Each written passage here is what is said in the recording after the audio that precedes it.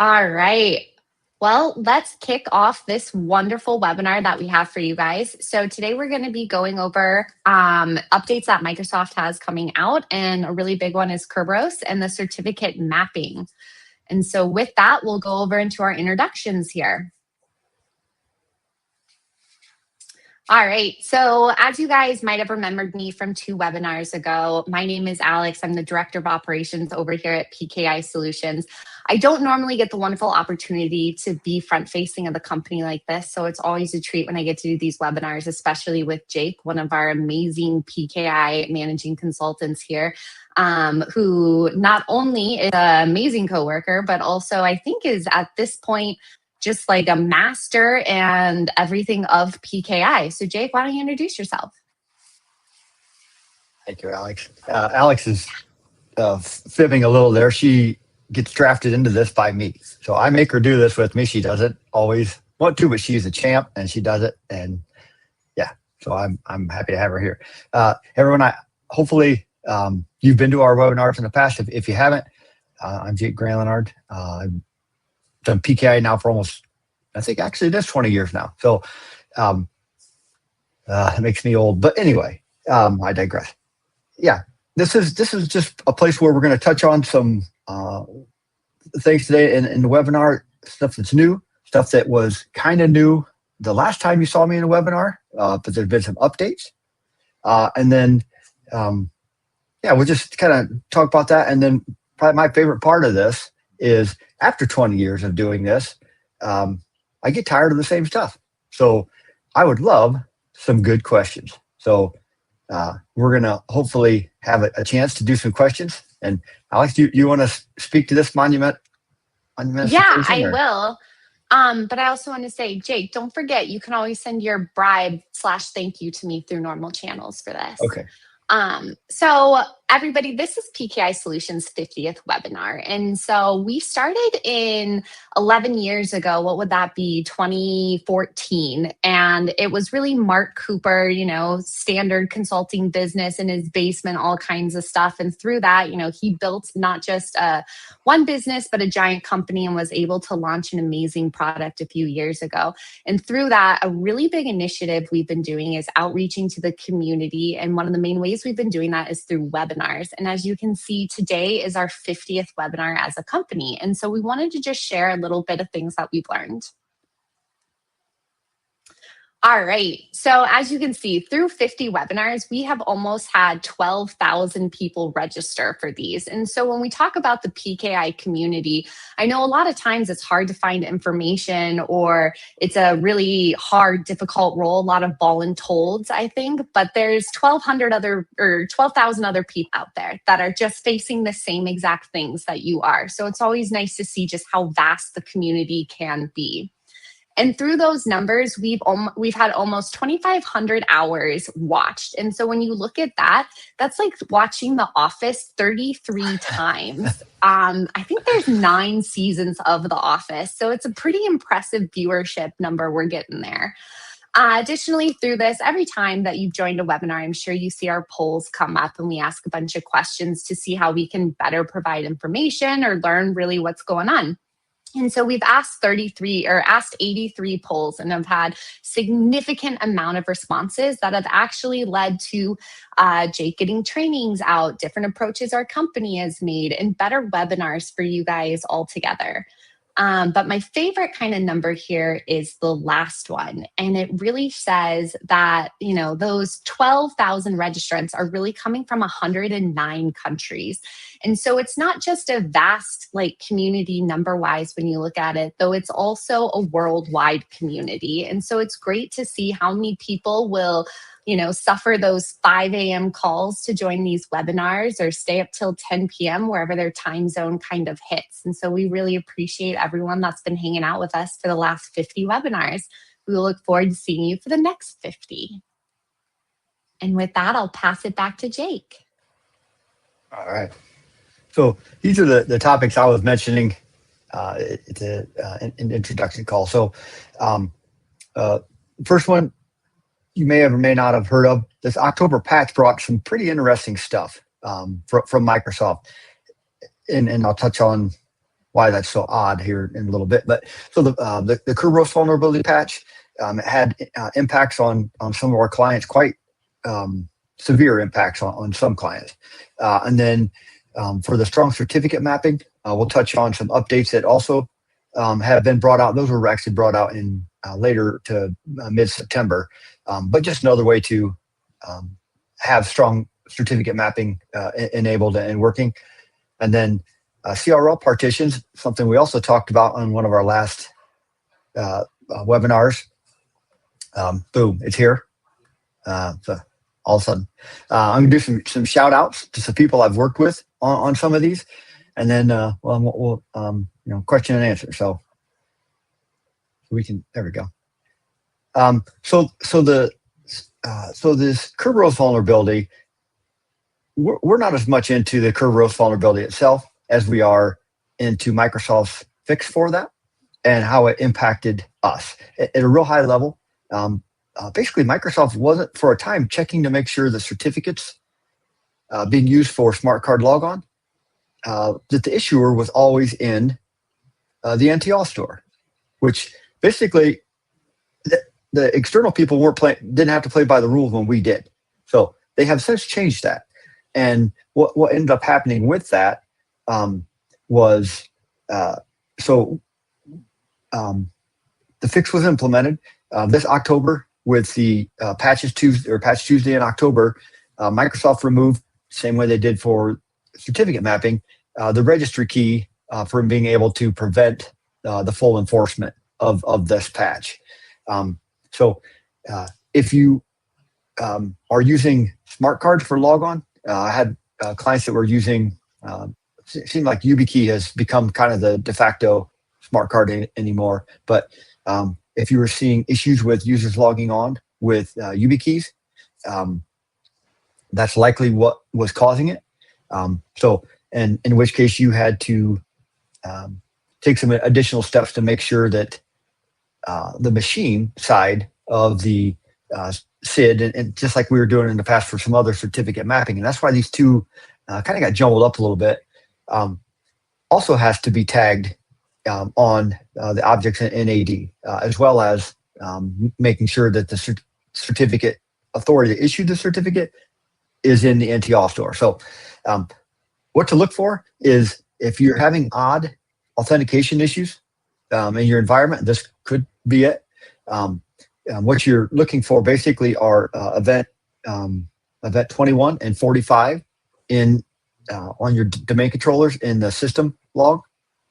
And if you do see these or you're having this issues, then Microsoft has a little bit of information out there, but again, it comes back to making sure that the SID and the information, basically we need to complete that process of a chain, just like a chain of custody, if you will, where the CA that issued it is in the NTL store, and then the certificate itself is mapped to your account for that smart card. So that's that one. I was just, another thing on that.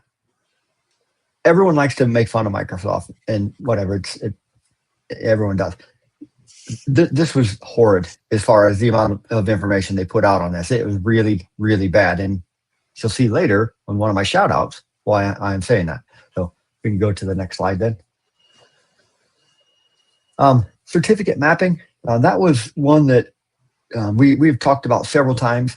And the thing I wanted to call out today is Microsoft had in September came out with yet another way that we can do certificate mapping. So if you'll recall, in our certificates that are issued from online templates, they are they have an OID in there basically that says that lists the SID of the user object that is that it was issued to, and that would happen for both user and machine.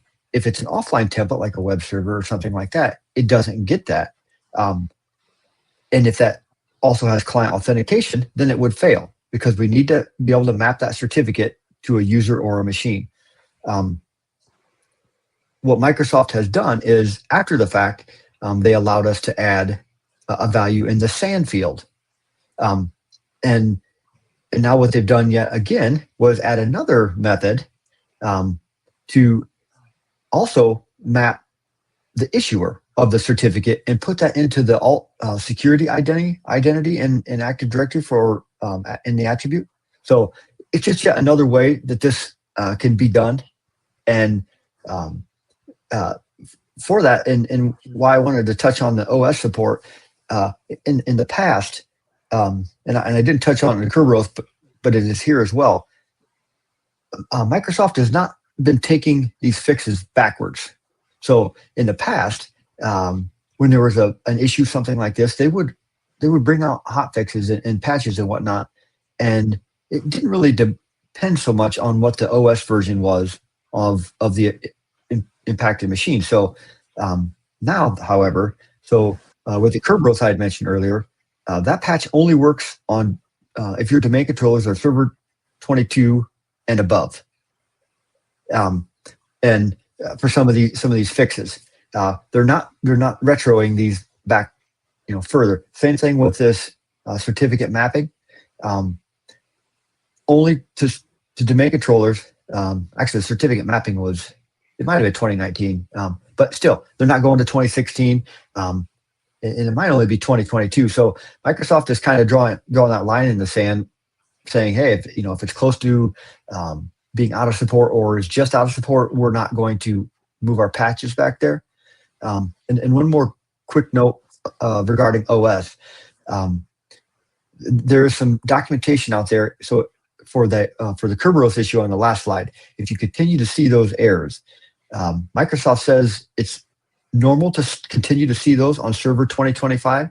But what we have seen and heard is server 22 is also having those same false negative errors. So things are working, but you'll still see these event 45 errors on the DZ. So it's just kind of crazy.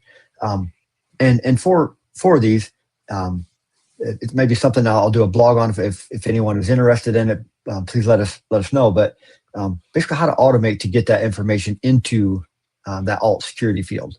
So and roll it and do some things like that. So some of the CLMs can do it, but if you don't have a big CLM product, then being able to script that would be a pretty big deal. All right, we can go to the next one. Next slide. So here's where I was saying earlier. So we're all waiting with bated breath forever for Microsoft to do something for ADCS, right? To show us some love. And then they tell us and they kind of string us along and we get nothing. And then all of a sudden, boom, it drops in the October patching. So Adams, everyone knows Adams, but reached out to me and said, hey, did you know it's live? No. I mean, it wasn't documented anywhere. I didn't see it anywhere. So it is live. CRL partitioning, and if you haven't caught that, basically it's a way for clients or for a PKI to take a large CRL and partition it into multiple smaller CRLs. So you could have, you could divide it into 5. And then when you revoke certificates, essentially we'll split it up there. And then there's a link or basically a path to that one. So when a machine checks the revocation, it knows to check, I need to check, partition 5. That's where I'm checking. Another one, 3, 2, 1. So that's what it is. But it is live. It's out there. I'll give an early shout out to Adams here. He's written 5 really great articles for it. We'll likely be doing some of our own just on implementing it and probably the pros and cons of it. So when to use this, and most of our clients don't do a lot of revocation. Usually you get in trouble and end up with a really large CRL if you do a lot of automated revoking of certificates, because that can kind of spiral on you. But if you do have a really large CRL, then it's something definitely to consider. Online responder or OCSP is another idea there, but still doesn't actually shrink the size of the CRL. technically, the only thing that shrinks or that could cap that would be a renewal with a new key, which is a whole issue unto itself. But I also want to throw out there a word of caution here, and in that, once you venture down this path, there's no real going back, because as soon as you start writing, that's 100% true. The government has there's a comment there. I was actually usually call it out. The government has the largest CRL I've ever seen. It's in the gigabytes. So they would be a candidate for this. But once we go down this path and we enable this on our CA, we have now linked ourselves to now having 5 of these smaller CRLs that we need to make sure everything is there and everything is working. And once we write information to them, we're kind of stuck with it. So this isn't one of those things where, hey, I'll enable it and see if it works for a while and then roll back. Then it would be challenging to undo. So just a word of caution there. Definitely, if you're going to kick the tires on this one, if you have a dev environment, that would be great. If you're currently taking any of our training, I encourage people to go to the lab where everything is fully built and use it as your dev lab and beat it up and then reuse it. You're done. It's a great resource to have if you're doing our training, especially the in-depth course.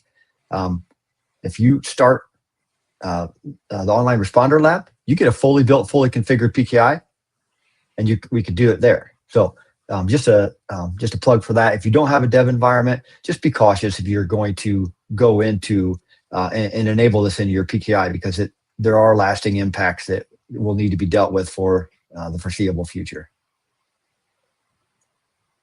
All right. Go to the next slide then. So my shout outs, I've never really done a shout out like this before, but it seems like recently, especially with around the Kerberos issue or Microsoft addressing that Kerberos vulnerability, there's just not always a lot of good information out there. And we are a pretty niche group. Like we are a lot of the same people that just keep popping up in different companies. We had just recently one of our clients I'd worked with in the past moved. I didn't know he had moved. And yeah, they just, we're all just kind of floating around because it's such a niche technology. There's not a lot of information out there. So we're kind of a tighter knit group. And so in the spirit of that and people sharing, which I think we do a pretty good job of at times, not just us, but the community as a whole, I wanted to give a couple of shout outs. But before I do that, I also wanted to touch on AI and PKI. So, there's a lot of kind of talk about AI replacing jobs and this and that. And the thing that has kind of made itself very apparent to me is you have to have good data to train AI on. And anyone on the call who's ever gone out and tried to search the internet for all the PKI wisdom out there, it's hard to come by at times. And now it's going to the other step where I'm having clients managers and so on and so forth sending me direct output from an AI query telling me how I should recommend or how I should implement something. And it's been a struggle to say, if you read this, it actually starts off as PKI, then it goes to IIS, and then it goes to another technology. So be wary. If you're don't leverage AI 100% for your PKI. It might get you started with some good queries for like the database or something, but it's not there yet. In fact, I would say it's a ways off as it is right now. But I wanted to call out, and I'm not going to use his last name just because I didn't tell him I was going to call him out. But Kevin, hopefully you know who you are. He and I had worked kind of on back channel on that Kerberos authentication issue, and man, what an amazing job he did. Like he tore it and into that, and like he just wouldn't let it go, and he just kept going and going. Did a great job with it. And basically, originally came to me saying he didn't have the answers, and we talked a little bit, and he really did an amazing job with that. So I wanted to give him a shout out for that, and also share him back with me and tell me what worked, what didn't, because one of the impacts of it was hard to test in a test environment.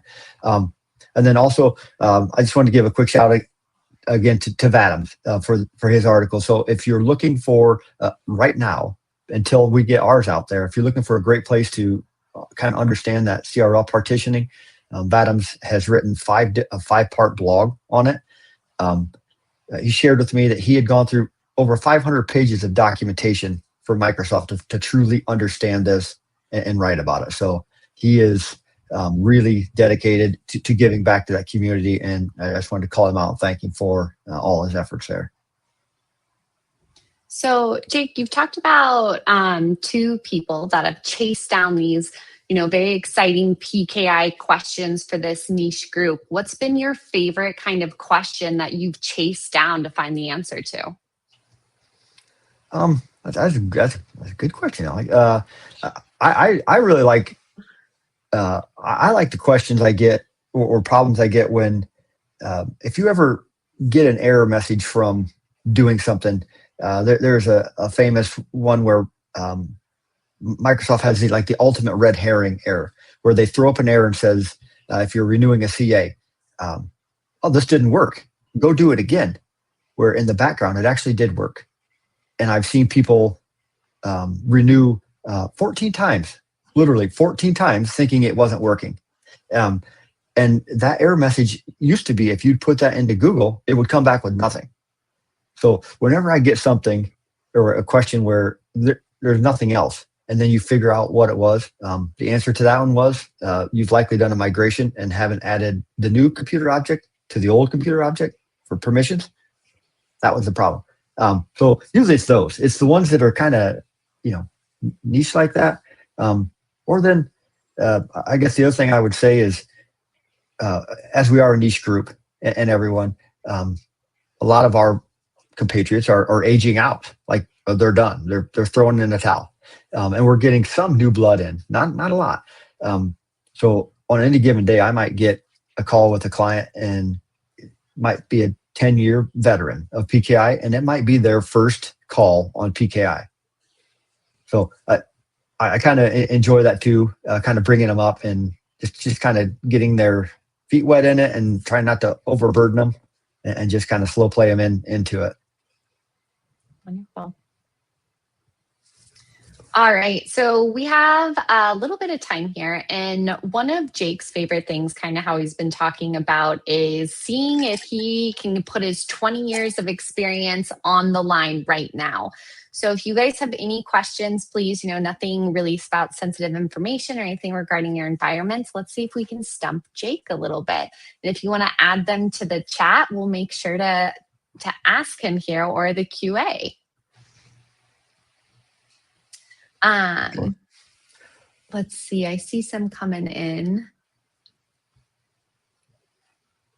Looks like we have a few conversations going on around CRLs and revoking certs and if they're being removed and everything. Are you seeing those in the chat, Jake? Yeah, I do see that, and that's kind of an interesting topic. I actually got a question on that recently, as it related to a CLM and what was considered a managed certificate and what wasn't. So with our CRLs, there's only if you've ever done a revoke of a certificate, usually you can list reasons, 1 through 5, whether not specified all the way down to compromise and everything in between. Well, there's also some additional things we can throw at it, which is certificate hold, where primarily it's used for smart cards. Someone forgets their smart card and they think, I know exactly where it is. So you can actually put it on hold, which it will show up in a CRL. In that, it'll show up in the CRL, but then you go and revoke it, but it has to clear itself from the CRL. It'll try to remove it from the CRL, but if it's already published, it's there. So that was actually kind of an interesting one. And if that happens, if it goes on hold, you can actually pull it out on most of the CLMs as being a managed cert, and then you can bring it back in, and it's no longer a managed cert. So if that were an issue for a CLM, I saw Okay. Joe I just also said something. saw, well, Jake, what are your thoughts on cloud PKI? Well, it seems like lately we've had in the past month. I think I saw an outage with Depot. We've seen a huge AWS outage. Yesterday, we were all kind of scrambling because Azure was having problems. For the most part, I think it's fine as long as we treat it appropriately. So one of the things yesterday, if anyone saw the Azure outage yesterday, it looked to be something related to front door, which is more like on the website, but it took down a bunch of stuff, which happens to be one of the things we do for clients that want to publish CRLs externally. So we will have them publish their CRLs externally using blob storage. And I'm a big fan of that being a hybrid. Vadams likes to go all the way in, or he has in the past with just the cloud. Whereas in yesterday, that would have caused revocation issues because we couldn't get to it. So I have other clients that use the cloud to host their CAs. Just be aware of where they are and make sure you apply your same security principles to those in the cloud as the ones on-prem. Somehow, I see that somehow getting missed a little bit. Constrain them as much as you can. Use key protection as much as you can. But it's the way it is now. And Mark always said pragmatic approach. And basically, we have to do the best we can to be as secure as we can and keep the business running. So if your business says you're going to the cloud, you're going to the cloud. Just secure it as much as you can. Okay. And then I think we have time for one last question here. And what is the timeline for SSL/TLS certificate validity reduction?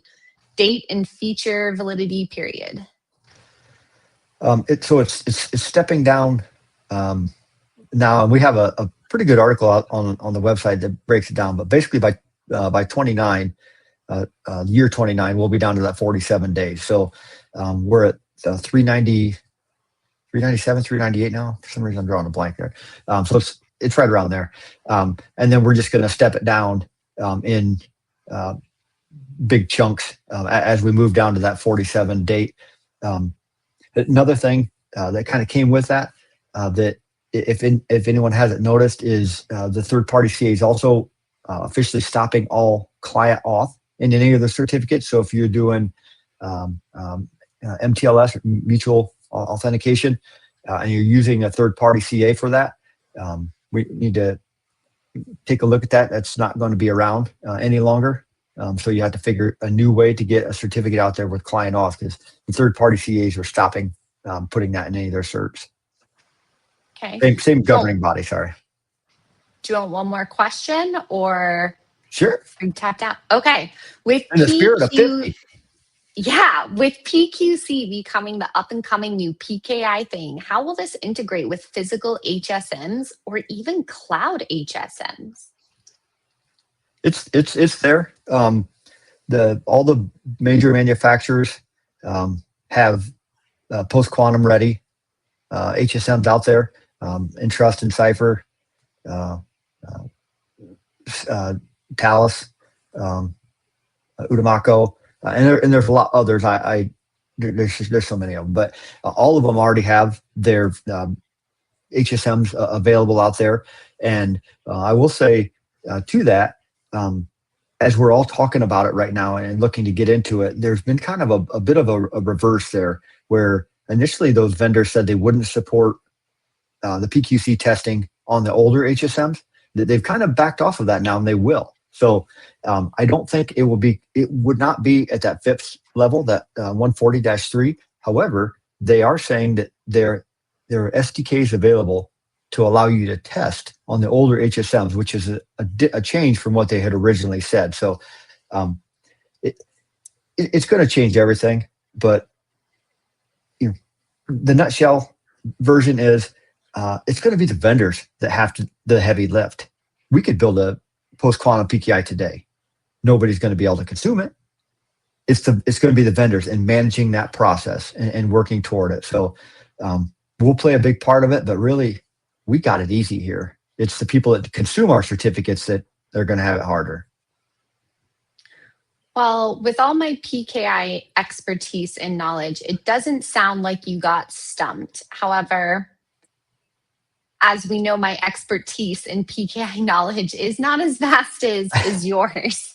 You've come a long way. I have. Yes, I learned how to spell PKI, so we're making the race.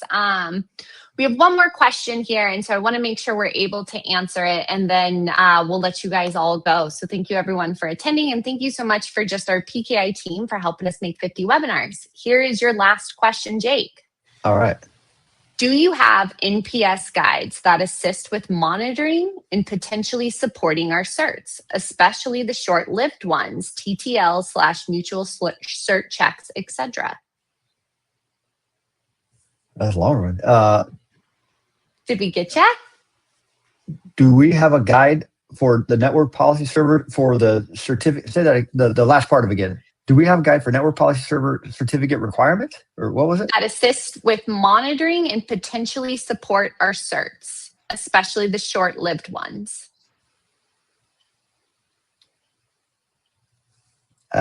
We don't have a guide on that. And it's a little part of getting out there a little bit. These certificates, we could monitor the certificates, but as far as once they're installed and everything, that's a little bit different story.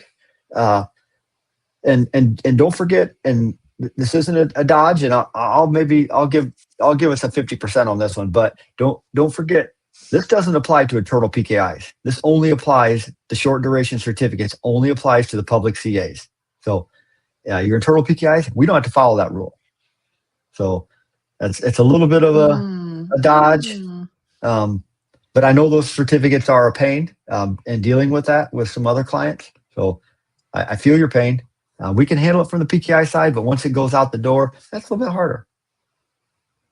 All right.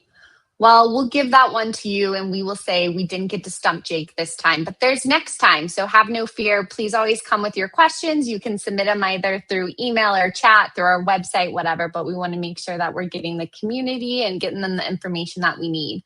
On that note, everybody, I know Halloween is tomorrow, so if you celebrate it, please have a fun, happy, and safe holiday. And we'll see you guys next time. If you're in Tennessee, I give away full-size bars. Okay? You want to give out your address here, Jake? If you're in Tennessee. All right. Thank you, everyone, for attending. Have a wonderful week.